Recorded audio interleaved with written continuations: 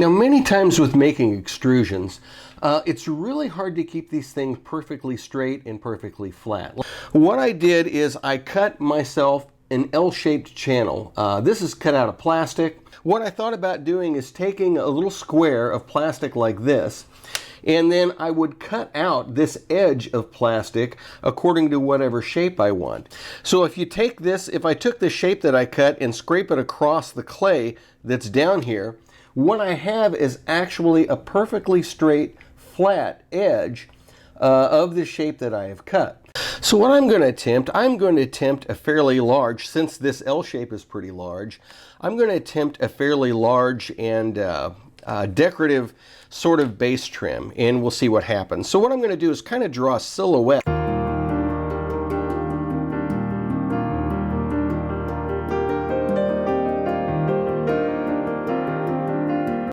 Now on trimming this out, this is a piece of plastic, and it's about, between a 1/16 and an 1/8 inch thick. So it's actually quite a bit of plastic. So what I'm going to have to do is I'm going to have to go slowly and work at this. You don't want to get in a hurry whenever you're carving plastic or wood, because if you try to take off too much, a lot of times you'll end up cutting yourself.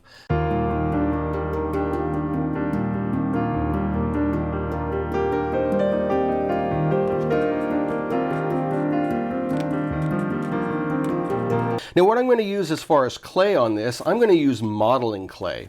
This is an oil-based clay that never dries.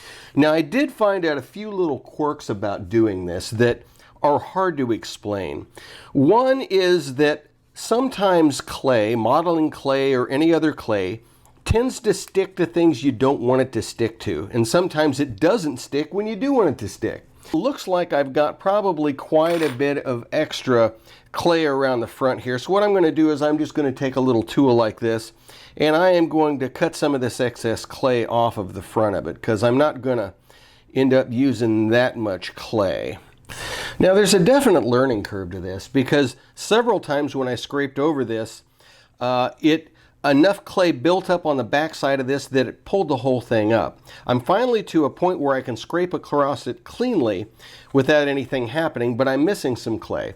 But that's okay, because what I can do is I can just simply apply more clay to it. So I'm going to roll up a bead of clay, and I think part of the learning curve or part of the problem is you got to figure out how much clay to put down to begin with, because if you get too much clay, the pressure is so much of pulling it across, it just wants to pull all the clay off of there.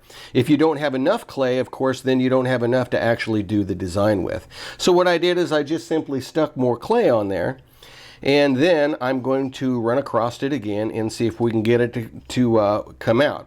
So what you can do is just, when you go across it, you can go across and use gentle strokes to take just a little bit of clay off of it. And then you can go across it again and take just a little bit of clay off of it. If you try to take too much clay off of it when you're scraping across, you're going to end up pulling the whole thing off of the channel. Okay, I think I finally figured out the method, but there's a lot of fooling around. For one thing, anchor it down on the table, a nice solid surface, go over it several times, and you're going to have to, sometimes the clay will tear and break, and you have to rub it down with your finger and go over it again, and then you can apply another layer. It's going to take several times of this until you finally get this thing to start behaving and doing what it is supposed to do. Okay, I practiced by doing a few of these until I could get the method down nice. I did learn one thing that's really helpful when doing this. You'll notice on this one that's how it's really thin. Keep away from really thin sections if you can. What happens is if you're doing and pulling it across for a really thin section, the very top wants to pull away from the side, because the pressure that you exert, it kind of pulls the clay away from the side as you're pulling it across, and then you got to smooth it back down with your finger, and then you mess it up. The way I found to get around that is to actually give yourself a good thickness of clay. So on this particular one here, you can see I've got probably a good 1/4 inch of clay on there. That made all the difference. My other suggestion is when you go across, do several swipes, and each time take a little bit of clay off and a little bit of clay off, and when it feels like it's digging in, you're going too hard. You're putting too much pressure. You got to just have a little bit of pressure to kind of scrape across the top.